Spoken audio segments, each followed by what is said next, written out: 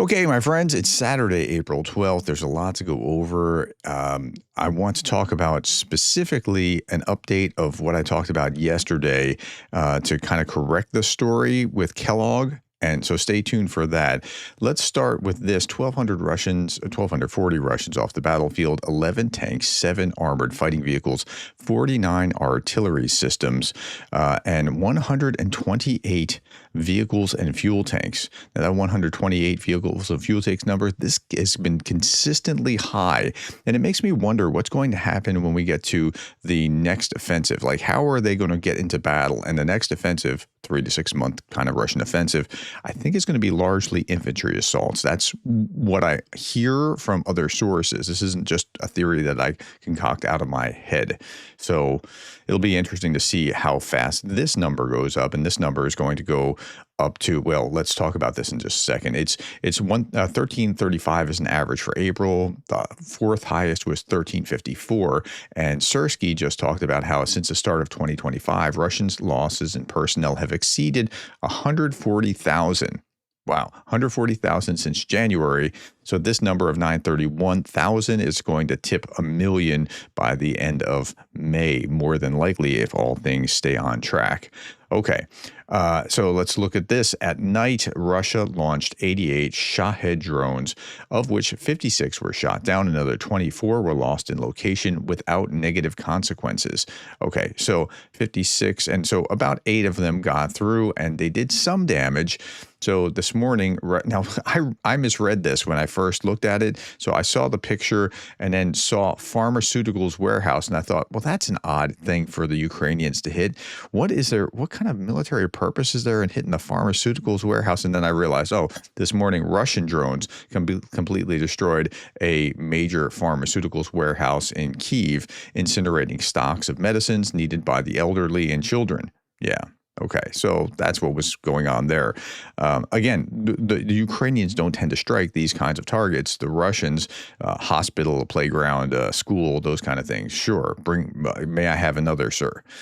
Russian forces attacked multiple regions across Ukraine overnight on April 12th, sparking fires in residential areas, leaving 3 people injured. So there's some images from United 24, and thank you to United 24.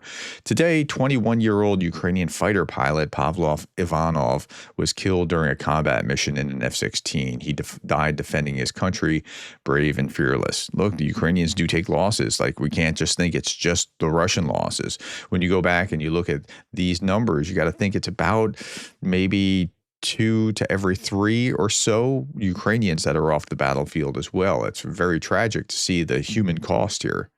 Okay, let's look at the frontline intensity map. I haven't done this for a little while, so every so often I'll just to show you where things are. If I don't do this, I'll show you where Pokrovsk, or what's going on, how many in Pokrovsk, because Pokrovsk is consistently the highest number of assaults. Okay, Zaporizhzhia region was the lowest, 4 offensive actions. Southernmost battlefront in Donetsk region, 5 assaults. And so that's not the southernmost, that's just the southernmost of Donetsk. Kherson region, enemy attack positions of our defenders 7 times. In the Kharkiv region, that's in the north, there's Kamyanka twice, and Kupiansk direction, 7 attacks for a total of 9 assaults. Seversk direction, 6 Russian assaults on Bilohorivka, and defenders repelled 3 attacks on the Bakhmut front, so another total of 9 assaults. Northwest of temporarily occupied Horlovivka, invaders attacked 14 times. And then Liman direction, which is consistently now the second hottest place in the battlefield, and maybe kind of a focus for the Russians when they get to this next campaign. We just don't know where they're going to mass yet. 24 times. And in the Pokrovsk direction, 32 enemy assaults were stopped. And again, I mean, I thought last summer, like, Pokrovsk, they keep moving towards Pokrovsk. There's a crossroads there. There's a major Ukrainian hub there. That's what, and by August, I was like beside myself thinking it was going to be gone. And here we are in mid-April. Okay, I want to correct the record here. last night I was talking in this video about good news, great news, and horrible news. This was part of the horrible news, but only part of it. Kellogg claims that the Times misrepresented his Ukraine partition comments. I'm glad to hear that, because what I read yesterday in the Times was that he was saying, look, we divided Germany after World War II. Well, yeah, Germany was the aggressor here and they lost, and so they were divided. Ukraine is actually not the aggressor, they're the victim. So dividing it and giving it to part of it to the aggressor, it's more like the analogy would be more like Poland rather than like Germany. Okay. Anyway, he denied that he proposed dividing Ukraine like post-World War II Berlin, and claimed that he was discussing Allied responsibility zones while preserving Ukrainian sovereignty. So that's a horse of a very different color. So I want to make that clear. Now, I don't tend to spend my time in speculation or theory. I try to just report what's going on and give explanatory commentary on what is happening. So it wasn't my wild theory. This is how the Times article made it sound, and a lot of us got that wrong because he says he was misrepresented. I'm glad to hear that. Now, the other part of the horrible news here was what Witkoff said, and Witkoff is just carrying, the easiest path to victory, or the easiest, that's a Freudian slip, easiest path to victory. The easiest path to peace is just to give those 4 oblasts to Russia, and then you can have peace. Well, of course, that's what Russia's saying, but okay. At any rate, let's keep driving on. There are no vehicles, so we have to use donkeys. See, this is what we've come to. Okay. This is where the Russian army is. Now, again, this correlates nicely with this number here, with the vehicles and fuel tanks being destroyed every day. It's like upwards of 100 or higher than 100. And so when we get to that next offensive, it's going to be largely infantry or maybe mounted infantry assaults or something along those lines. But that's going to be a bloodbath in my estimation. From everything that I have read, that's what it's telling me. Okay, Ukrainian soldiers are now countering Russian FPV drones by illuminating optical fiber. I'm not sure how they're illuminating it or what they're doing. Maybe like they have lights on it or what, but that's a very clever way. And that's kind of freaky to see this fiber up in the sky. So this is also United 24 Media, and so thank you to them. Okay, U.S. Marines are launching an elite FPV drone unit to meet modern threats. Well, I saw this about a week and a half, 2 weeks ago. U.S. Marine Corps has created a Marine Corps Attack Drone Team, MCADT, to rapidly integrate armed FPV drones into combat operations, a direct response to evolving tactics seen in modern conflicts like Ukraine. Based in Quantico, the unit will train Marines, test new drone tech, and represent Corps in the national competition. The first major event, the Military Drone Crucible this summer, where they'll compete against units like the 75th Ranger Regiment. That means that they're doing this too, and Marines must master these systems and integrate them flawlessly into combat teams, commander said. So I've been thinking about this.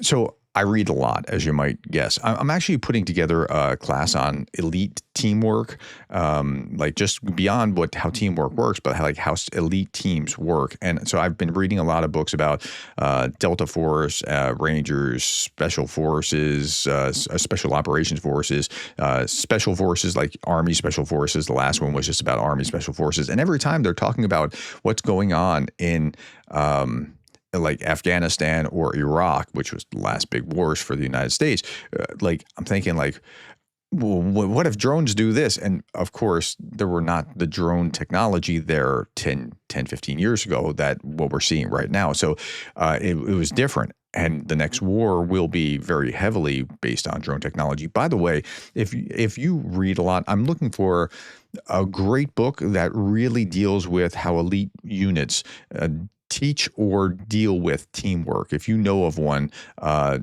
email me. Don't just put it in the comments below because I might miss it. Send me an email. Thank you in advance if you know of that, because I keep striking out, but I learned great stuff from these books, but that's okay.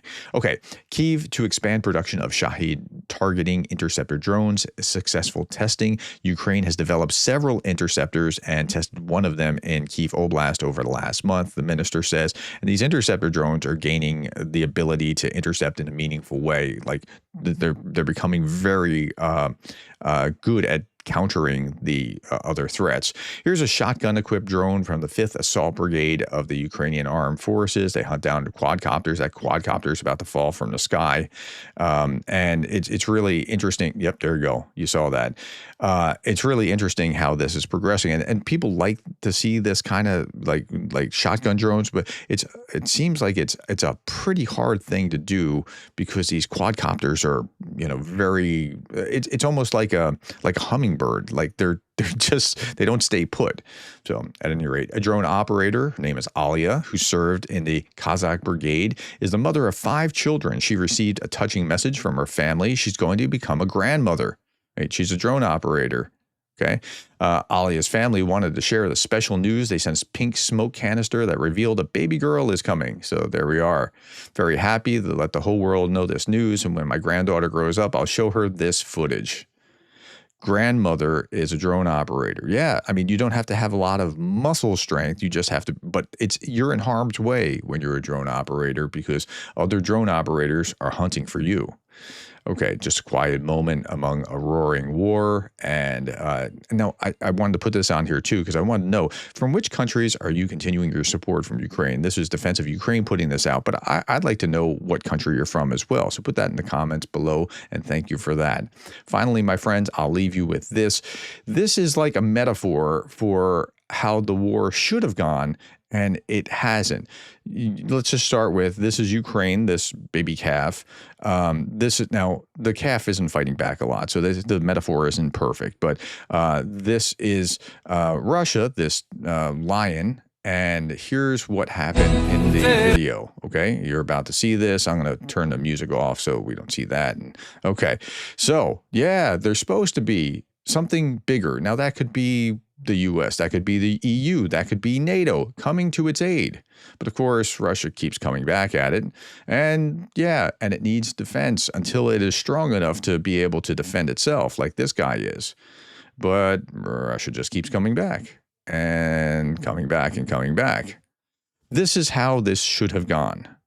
I want you to watch to the end because other lions keep taking their shots, and the bigger bull keeps knocking them off until the fight is joined. And this is how it should have gone. And then they get run off. So when the others come to their aid, guess what? The bullies flee. That's what happens. And that's how it should have gone. Thank you, my friends, for your time. Thank you for the likes, the shares, the subscribes, and the coffees. And thank you for being the kind of person that cares about Ukraine.